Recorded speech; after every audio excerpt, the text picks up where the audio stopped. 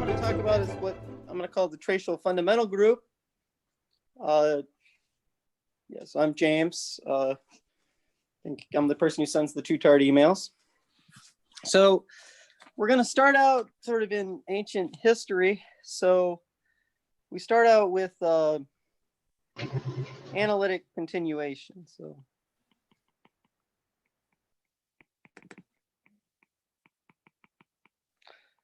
So if I have B, which is open and maybe simply connected, maybe we don't really need simply connected, but it's going to make the picture look nice, inside of E, which is open and connected, which are both subdomains of C, and F takes B into C. So we have some function, maybe it's analytic. Then, okay, so we've got this picture. That's my favorite thing about complex analysis, is just all pictures. So we have a function that's defined on our small domain B, and we've got our big domain E, and we sort of want to understand how can we extend this function uniquely to E. Well, what do? You do the obvious thing. Well, what do we know? We know that if I compute the power series of the function near a point near, say, the boundary of B, I might get lucky and get some amount of analytic. I might have a larger radius of convergence that goes beyond the boundary of B. And then I could sort of take a path. Well, I kept to sort of could take a path and then iterate this process and just keep expanding out power series that sort of agree with each other on their overlaps. And then I would get sort of a formula for this function f, what morally should be a formula for this function f at some auxiliary point outside of B. So I started out maybe some x inside of B, and then I end up at some y inside of E, and I can define the function there using this process. Okay. Well, so I've got this path, let's call this path gamma. Well, if I took a different path, sort of squiggled around, maybe we'll have a little orientation on the path because at some point that'll become important. So if I took a different path, okay, maybe I could get a different result, but the only way that I'm going to get a different result is if there's some sort of hole in the domain in between gamma and gamma prime.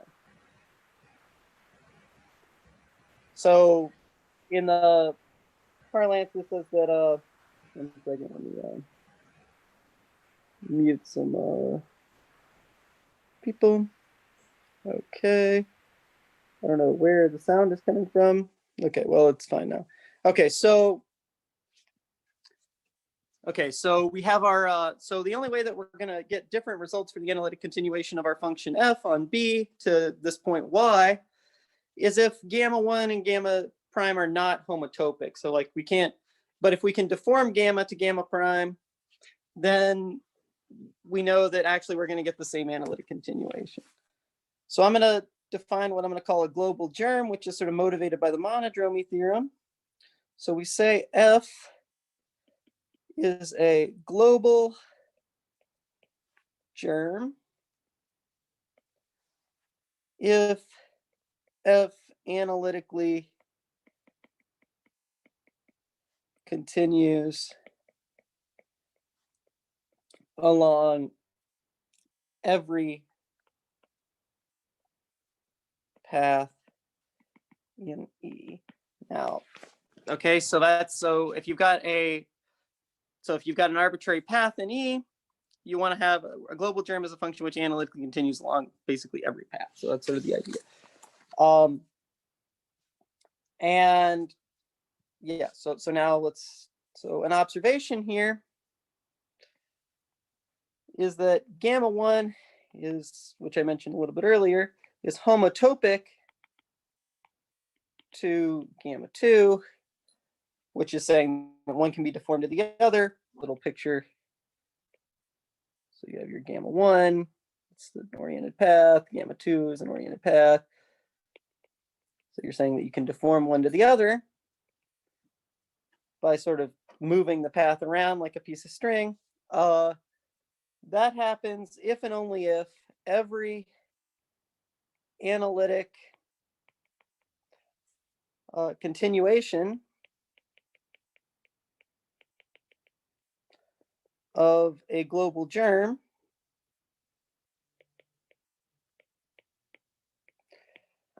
along gamma 1 gives the same result as the continuation along gamma 2. So we could rephrase this whole idea of homotopy in terms of analytic continuation. This is essentially what we call, I think, this sort of follows from the uniformization theorem,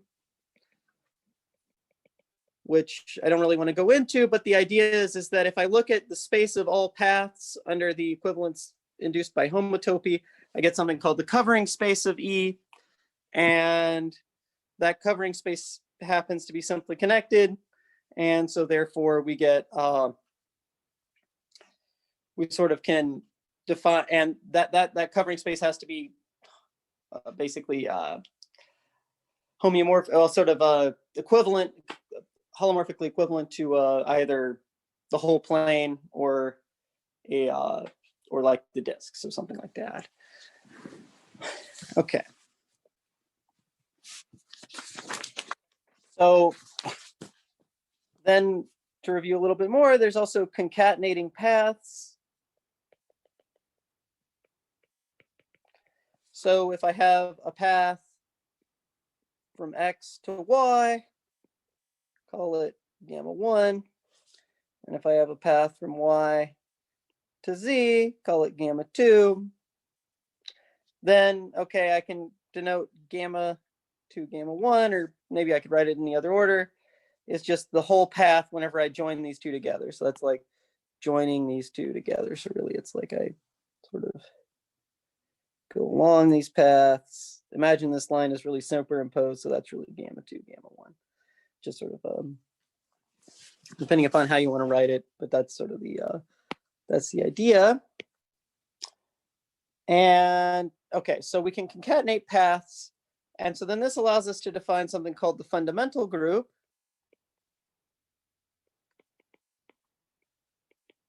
Which is pi 1 of E, which is the set of paths from X to X for some fixed point X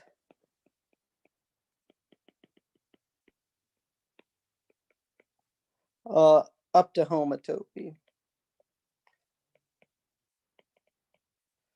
So the point is that, of course, so why do paths form a group? Well, the point is that if you go along, so you have like, let me sort of erase for a second. Okay, so if I've got my fixed point here, well, really I've got it over here in this picture, you know, I could talk about a path that sort of goes around, and that's a path. That one happens to be homotopic to 0 because I could sort of deform it down to nothingness. Whereas if I take the path taking gamma and then gamma prime inverse, that's going to, or something that sort of surrounds this whole, that's going to be not homotopic to 0. So that's going to be a non-trivial group element. But how could I undo it? Well, I would just go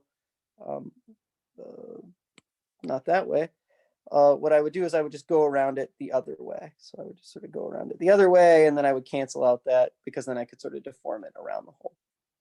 So that's sort of, y'all probably know topology better than I do, but that's sort of the quick and dirty review of what the fundamental group is. So a note is that this pi 1 E, so the fundamental group acts on global germs via analytic continuation.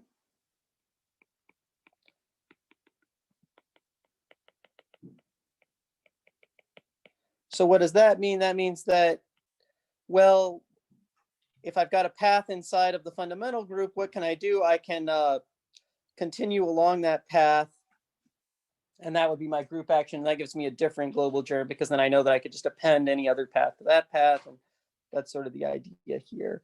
So that acts on global germs by analytic continuation. And we should also note that the action is faithful. This is another sort of consequence of uniformization. So i.e., if gamma acting on a global germ F equals F for all F, that implies that gamma is trivial. So for all F global germ. So this says that if whenever I try to analytically continue along, if I've got a gamma such that whenever I try to analytically continue any sort of globally defined, any germ that sort of analytically continues along every path, then it had to be the trivial path. It would have to be homotopic to just staying at the point and never moving. Okay. So now I'm going to talk about operator theory. This is an operator theory seminar after all. So we're going to, maybe the writing will get a little bigger. So the functional calculus.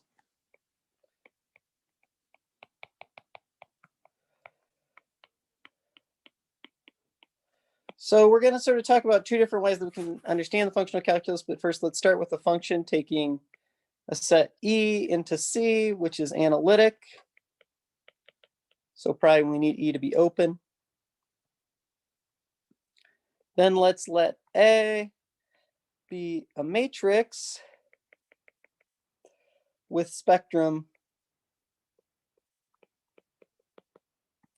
in E, okay, which wraps around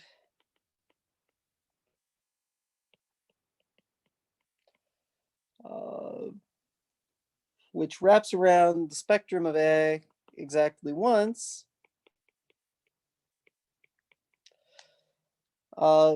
Then what do we get? We get that I can define F at that matrix A, or it could even be an operator if we really wanted to, but I'm going to sort of stick to matrices for this talk.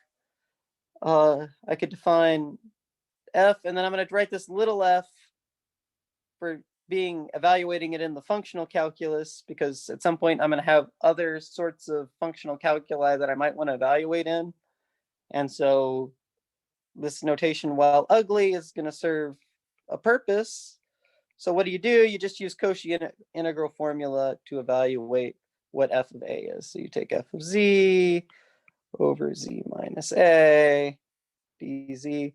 And this gives you a way to evaluate the function at A. Now, this is obviously contrived in terms of complex analysis. So what's the simple way to understand this? Well, it's easy to understand what this gives you if A is diagonalizable. A is diagonalizable. Then I could write A as being S inverse some diagonal matrix S, and then I could define FF of A as being what's it called? S inverse F of lambda 1 up through F of lambda n S. So it's just sort of, it's applying the function to the eigenvalues. Okay, so now I'm going to talk about my other cast of characters. So this is sort of the familiar functional calculus. And we can also talk about what I'm going to call the tracial functional calculus, or really it's just sort of a contrived name, but these functions do come up. So what do you have? I could define f trace of A. So the tracial evaluation at A is going to be, I'm just going to take the average of the sum of f of the eigenvalues from I equals 1 up to n, and where lambda i's are the eigenvalues of A. And really, this is supposed to be the same as the trace of evaluating f at A in the functional calculus. Okay, so that's great. so now I've got these weird ways to evaluate functions on matrices with spectrum and E. And it's not that weird. Probably a lot of us have done it before, but this is a way that you can evaluate functions at matrices with spectrum and E. And so then what do I want to do with that? Well, earlier I was talking about paths and homotopy and analytic continuation and a fundamental group. So what I need to do to get started there is I need to have a notion of what do I mean by a path from a point X to Y or something like that. And it turns out that the right notion isn't just to use paths because, well, so I want to be able to include paths that take matrix points to matrix points. So, I've got some n by n matrix. I want to connect it to another one that has spectrum inside of E. From my point of view, okay, so yeah, so this is sort of, I'm going to give you sort of the sort of quick way to do this, but okay, so an essential path, so essential paths. So because we're working over C, we're only going to need to work in the ground space E, but let's, I'll sort of say what I mean in a second. So let's let E, let X and Y be inside of E, which is a subset of C. Okay, so we say gamma taking 0, 1 into MNC essentially takes, and that's a formal definition, X to Y if, and then I want to have that gamma of 0 is just X direct summed with itself a bunch of times, and gamma of 1 is just Y direct summed with itself a bunch of times. Okay, and okay, so this is the notion of essentially taking something to something. If we were, you could define this more generally for a pair of matrices that have spectrum in E, maybe of different sizes, and you would just want it to be, you've got a direct sum of X's taken to a direct sum of some number of Y's. But the thing that's nice here is that we can continue, analytically continue, well, functions such as f evaluated in the functional calculus and f evaluated in the tracial functional calculus along such a gamma. So it makes sense to evaluate to continue such a thing because, okay, I can take, if it's defined at X, if X is inside of E, then I could easily analytically continue this, and then I could try to obtain an analytic continuation of my function. Okay, so that's great. There's a notion of concatenation, which is a little bit weird. So okay, so if I've got gamma 1 and gamma 2, then I want to have gamma 2, gamma 1 really be, well, I might have to change the sizes of gamma 2 and gamma 1. But I want to choose minimal N and M, I guess like the GCD of the sizes, or maybe not the GCD, but some sort of the LCM over the GCD or something like that, or something to make the complementary factors, I guess is what I mean to say is, so that then these two paths have the same size. So I can concatenate two things by, maybe I need to direct sum something with itself some number of times, but I could concatenate two things this way. And I choose N and M minimally to where this makes sense, because, for example, if gamma takes, or I could just choose it to be such a, so if gamma 1 takes, say, our interval into Mn, and gamma 2 takes our interval into MM, I need to change the sizes to make these sizes compatible, and the easiest way that I could do that is to have it map into gamma 2, gamma 1 maps into size M, NM, where, so I've sort of made the sizes compatible, And the fact that I ended up at sort of just some direct sum of y's at one point and direct sum x's at one point, then I'm sort of going to throw in there. So if I have a path essentially taking x to y, and then it essentially takes, then the second path takes y to z, then I can define such a thing. And there's a few different ways that I could do this, but we're going to talk about a notion of equivalence for these real quick to sort of deal with some of the hand waving that might be happening here. So, but essentially, if you sort of, yeah, so we'll talk about that in a second. So the full fundamental group,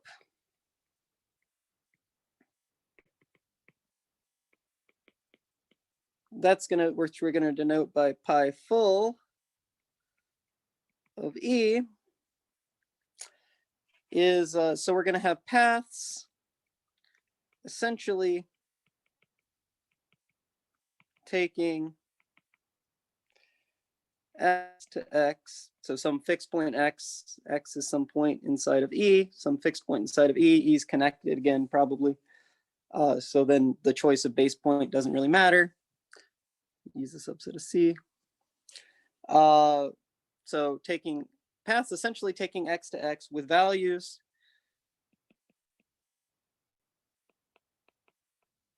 matrices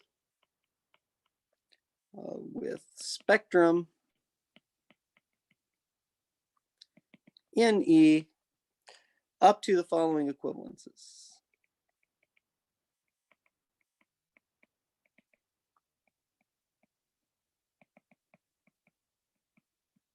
So I need to find some sort of equivalences. So the first one is a fixed endpoint homotopy.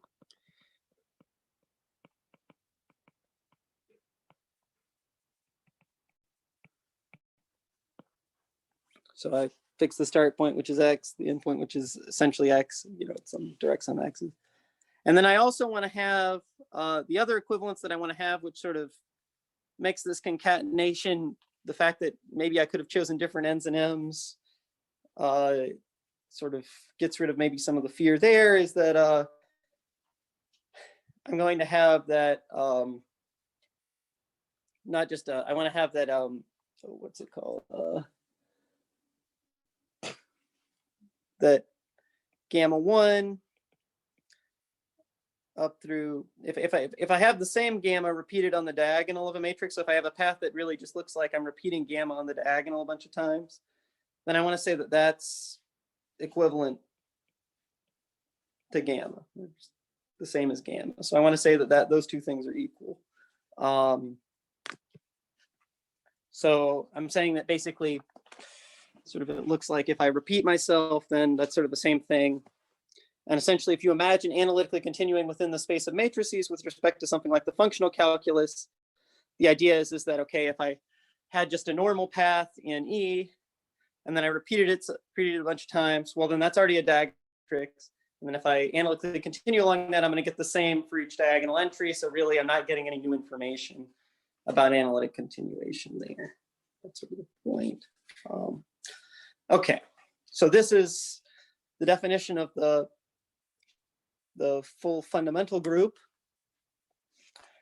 So the first thing to note, so we're gonna make a couple of observations here, and then we'll sort of talk about this. I mean, so if I have a path of the form gamma repeated, so if I have this path up to these equivalences, this is really actually equal to gamma tau gamma, where tau is the trivial path. So just the path where I decide lazy that day and I direct sum with itself for a while, and then I do the second movement. So sort of the trivial decide not to move at all. And this sort of follows from classical understanding of homotopy. I mean, this is what you could think about this as is how could I deform this path gamma gamma to gamma tau times concatenated with tau gamma? Well, I could slowly separate out the two until basically, so I do the first movement for a while, then I start doing the second movement with more and more lag. So that would be sort of the idea here. This sort of follows from the fact that maybe, I mean, sort of, yeah, if you've done classical homotopy, sort of makes maybe some sense. And then moreover, maybe more interestingly, if I have tau gamma, so if tau and gamma are inside of my full fundamental group, and I have this thing of the form tau gamma, where tau and gamma have the same size. So really, I mean, the trivial path maybe directs on with itself to the number of times, but just sort of the path from. Okay, but then this is actually going to be equivalent to gamma tau. And why is that? Well, what could I do? I can deform one path to the other by a fixed endpoint homotopy map by taking, I guess, cosine theta. So if I let this matrix, so if I call this r theta, then what I can do is I can write down a homotopy map. So I can just write down a gamma tilde, which of my parameter t, which is just the 0 to 1 interval, and theta, which just is r theta tau comma gamma, tau of t, gamma of t. I hate putting coordinates on the paths, but okay, we've done it now. So then r theta, maybe one of them needs a star. But what I can do is I can rotate them, and then this is going to stay each of the path for each theta. I'm going to get a different path from x directs on with itself a bunch of times to itself, and really this is a block 2x2 matrix. So okay, but the point is that this is going to basically allow us to say that, well, so whenever I take theta equal to, I think, like pi over 2 or something, then I'm going to get this thing where the tau and the gamma have been sort of swapped into swap positions. Okay, so that's sort of the point here. So you use that sort of homotopy math. Okay, so now with these two relations, the fact that this is true and this is true, we can conclude something sort of surprising, which maybe isn't surprising if you sort of believe that free analysis or analysis on sets of matrices of all sizes sort of behaves like Lie theory, is that, so if I take gamma 1 times gamma 2, well, gamma 1 is really the same as gamma 1 direct sum with itself twice. Gamma 2 is really the same as gamma 2 direct sum with itself twice. Then what can I do? Well, I can write down gamma 1 times tau as being, I write down gamma 1, this matrix is this thing where I've direct sum with the trivial path. And then I can do the same thing with gamma 2. Sorry, keep bad with the iPad, so there's just not enough resistance writing. So so then I can flip up this one where I can put the gamma 1 up into the upper left-hand corner using this relation. And then this one I can flip down. So then what I'm going to get out is I'm going to get out gamma 1 tau squared times gamma 2, or tau gamma 2 squared. And then really, okay, if I take the gamma 1 path and then take the gamma 2 path in the second coordinate, those two things are going to sort of commute. So what we end up getting is really that this is the same as if I took this with 2 tau squared, gamma 1 tau squared. And then if we unraveled all this, I'm sort of getting tired of writing this much algebra. So then what I'm going to write is I'm going to write, so you'll have that this is the same as gamma 2 times gamma. So that says that, so this is sort of remarkable, which is that the theorem is that pi full of E is abelian, and it's also divisible. And what do I mean by divisible?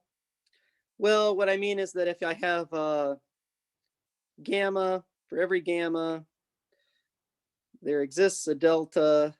So for every n, and for every gamma, there exists a delta such that n times delta equals to gamma. So this really says that you can sort of find fractional pieces of anything that you might care about. These groups are all sort of classified up to maybe if they're small enough or something, but so these have a very special structure. And then you're led to the immediate question, which I think in this one variable case is maybe not so deep, but if you go and sort of try to understand the multivariable case, one question here is pi, this full fundamental group, torsion free? That's sort of an interesting question, because whenever we talk about the tracial version of this object, I'm going to it's sort of going to be a little bit nicer. Okay. So that's sort of the story with this full fundamental group. You're sort of looking at all matrices with spectrum in some set, and then that's a very nice set with respect to this essential equivalence of path, or essential equivalence of paths essentially taking x to x, which to me seems, which is sort of the right notion for continuation in the functional calculus and maybe free analysis. So now let's move on to what are we going to actually dealing with analytic continuation itself. So let's let B be inside of E. As we had in the beginning, this is going to be open and simply connected. This is going to be open and connected. So now we're going to try to understand how did we sort of at the very beginning of the talk, we talked about how you could understand things like homotopy in the fundamental group in terms of analytic continuation. Maybe that's sort of the classical motivation for big part of the classical motivation for understanding homotopy in the first place, or fundamental groups.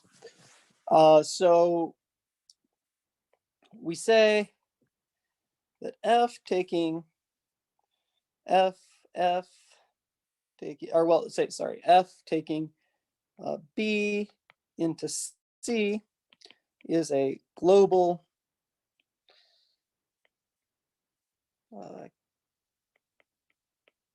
functional germ, and respectively tracial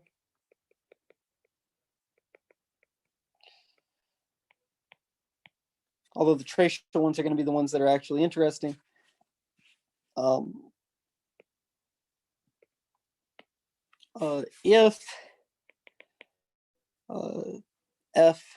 If F evaluated in the functional calculus, or respectively F evaluated in the tracial functional calculus, analytically continues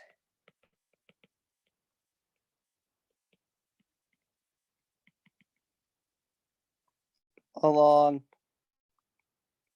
every path essentially taking every path, let's just say every gamma in our full fundamental group. So they're going to be paths essentially taking x to x. So, but I could move through some weird sets of matrices that don't really have, that have sort of spectrum sort of all over the place, as opposed to sort of moving through just a curve where we sort of always have this exactly just a singleton spectrum. So the thing that I should first note is that pi full E naturally acts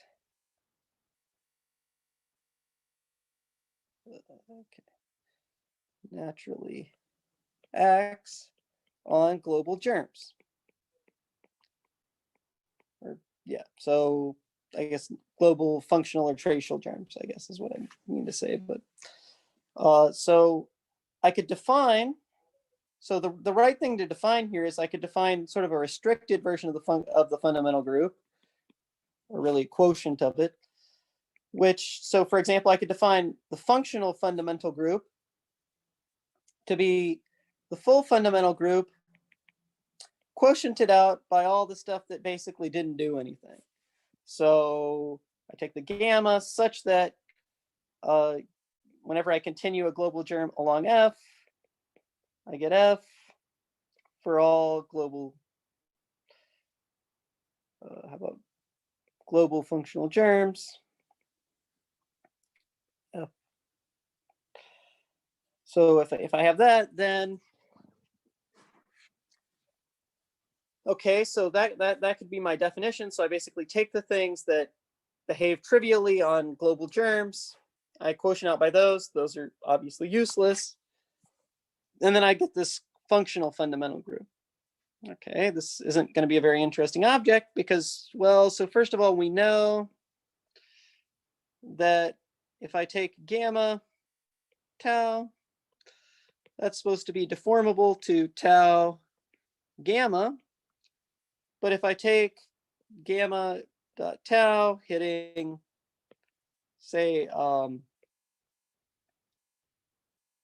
F, what I'm really going to get is I'm going to get, at the endpoint, I'm going to get, well, let's say FF. So just the function, basically how it would be defined at X. Then what I'm going to get out is I'm going to get out gamma dot F, which then has to be equal to, because if I could have acted the other way, it's going to be the same as taking F and gamma dot F, which then says that gamma dot F equals F. And this basically proves that pi functional is trivial.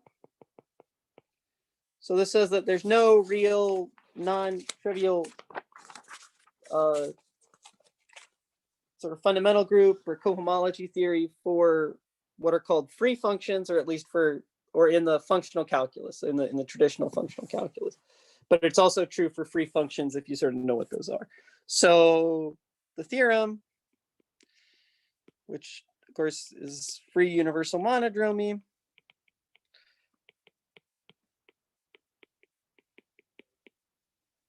says that this functional fundamental group is trivial.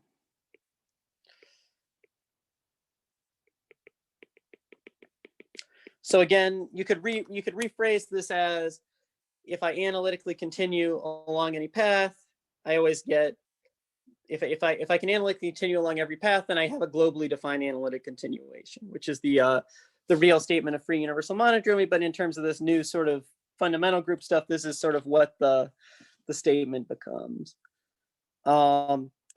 which is quite nice because this sort of implies that things like that were sort of weird in the free analytic context, like people prove all these theorems that basically say things like, in free analysis, the Jacobian conjecture is true, or in free analysis, if something's locally invertible, it's globally invertible, or something like that, or a few other theorems, or that very strong implicit function theorems hold a bunch of other stuff, or that antiderivatives exist if the thing's exact, which is a little bit weird. So anyway, yeah, there's a lot of theorems that sort of you see in these free analysis literature that sort of the reason why they're true isn't like the most of the ways that they were proven before was some sort of algebraic trickery, which is in itself very interesting because maybe that works over other fields, works in other settings.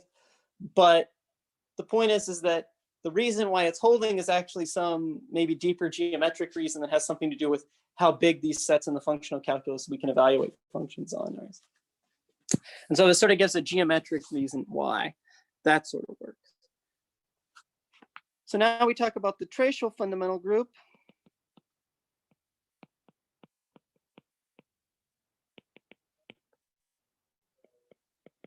Which is what was advertised on the tin, and which is mildly more interesting. So if we take so the first lemma is that if I take the derivative of f, say, evaluated in the tracial functional calculus at some matrix A in a direction H, so essentially if I perturb A, I'm still going to get things with spectrum inside of E. So if A is a matrix with spectrum inside of E, if I perturb it by H, then I'm going to get another thing like that. So then what I end up getting is I get that this is really the same as the trace of H times F prime evaluated in the functional calculus at A. Okay, so that's great. But now we're going to use the fact that essentially, now we're going to use basically that free universal monodromy theorem that we sort of remarked was sort of some sort of geometric truth to obtain the following corollary. So if I take gamma dot f trace minus f trace, this is constant. So if I have it act on f in the tracial function, if I have gamma act on f in the tracial fundamental calculus, tracial functional calculus, then I get this being constant. And why is that? Well, that's because if I analytically continue the derivative of f trace at A in the direction H, minus the derivative of, well, so if I take, so what I want to say is, sorry, just need to rewrite this. So if I take the derivative of gamma dot f tracial minus f tracial at my point A in the direction H, or no, I'm just trying to take the, I could take this out of direction A and then direction H, something like that. Then that's going to be the same as the trace of H hitting F evaluated in the functional calculus at A, hitting gamma, minus F evaluated in the functional calculus at A. Just need a couple more parentheses to sort of make this look like a formula. So I get out this, but we know that this is trivial, or this is 0 by free universal monodromy. And so then this says that the derivative is identically equal to 0, which is what we want. Because then this is essentially going to say that the function's 0. And we could have sort of worked with the base group at any point. So then we're going to get that the derivative is 0. That's essentially what's going on here. So then a corollary to that is that if I take this phi f tracial, so if I choose a specific global germ f and I take this, then if I take and then if I define this map, this is a homomorphism. So then so how do we understand that? Well, the proof essentially relies on the fact that if I have a third path eta acting on gamma dot f tracial minus f, that has to be gamma dot f tracial minus f, because this function is constant. And so for any globally defined function, any function which could be globally defined, analytically continuing is a trivial process along a closed loop. So that's sort of the idea here. And so then the other thing to note is that the collection of phi f tracial just as maps determine the tracial version of the fundamental group. And so namely, this says that, and really we have that, I guess, phi of, if you go through and you compute, you're going to get phi of f tracial of gamma 1, gamma 2. That's going to be equal to just phi of gamma 1 plus phi of gamma 2. So if I put the decorations back on, So the collection of these phi's actually determine this pi tracial of E because sort of, well, if we define it sort of the same way as we did how we define the functional fundamental group, we can define the tracial fundamental group. So you just mod out by everything that acts trivially on tracial germs, or tracial global germs. Then what we end up getting is we get that actually, because this is additive in C, it's taking values in C because it's a constant in C. What we end up getting out here is that, so we get that this pi tracial of E, so the tracial fundamental group is torsion free. And if you go and you read through the literature on abelian groups, then you get that this implies, once we know that it's also divisible by the fact that it's quotient something divisible, well, you can also just show that this is divisible on its own. You get that pi tracial of E is really isomorphic to some number of copies of the rationals. I don't know how many, usually it's some finite number if the domain is sufficiently nice, but okay, there's all these degenerate topological spaces that we don't want to think about, and that there's sort of going to be the same thing going on here. So then the examples, because we need some examples, we've sort of done basically, we haven't really told you anything about how to do this. So if I take C set minus 0, then what we end up getting is we get that if C set minus 0, then I get that pi full of E is isomorphic to pi tracial of E is really just the same as Q. So basically, it sort of arises from the homotopy group of just C set minus 0. Essentially, you can derive this from the fact that GLN always has a fundamental group Z, which is sort of classically known. And then the next example is if I take E to be just C set minus 2 points, then what you end up getting is you end up getting that pi tracial, and I think also pi full is, but I'll just not sort of belabor that point at the moment, so is the same as Q squared. So this is a little bit weird. So this says that essentially that this tracial fundamental group behaves a lot more like homology with tracial coefficients. And you can sort of see that in these phi's. So the phi's sort of say that global germs, which actually whenever you take their derivative, happen to be globally defined functions, which then basically says that these behave like closed and exact forms or something. Says that this should basically, these F tracials, how they act is really only depends upon their cohomology class or something, which is well defined because this derivative is actually globally defined by free universal monodromy. So some long string of logic. Then you end up getting that, well, okay, so this really behaves more like homology maybe than homotopy, but that's just because the geometric structure is so rich. And then you could also view this as, well, yeah, the set of things with spectrum in some set is some sort of direct limit or something. And then this would actually sort of be a bona fide fundamental group. So, but the final remarks. So these results hold for free domains.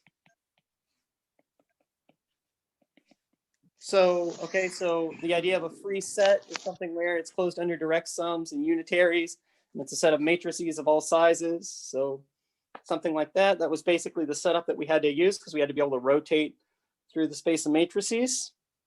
So it holds in several variables. Really, it didn't matter that we were really, it also doesn't really matter that we're using free functions. So I should also say that it governs anything that's really defined on a free domain, not really just free functions on a free domain.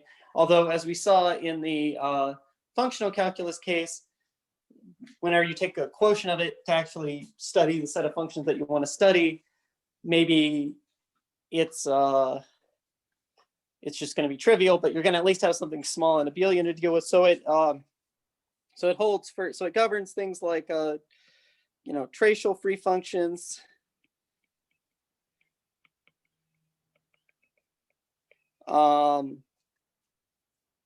free functions, or free non-commutative functions, whatever you want to call them. Determinantal things that sort of behave like the determinant. So what I mean by tracial and determinantal free functions are things that locally look like the trace of a free function and locally look like the determinant of a free function. You've seen those in talks before. And uniform limits of trace polynomials. So for example, this stuff that, you know, David Jekyll was talking about really over the summer, if you've got something that's locally the limit of trace polynomials, then if you deal with its analytic continuation and it's defined on something like a free set, then you're going to end up getting a, you're going to have it has this sort of rigid geometric structure coming from the fundamental grouping of B elements. So sort of that sort of has something to do. Yeah, so it's sort of nice there. So thanks a lot.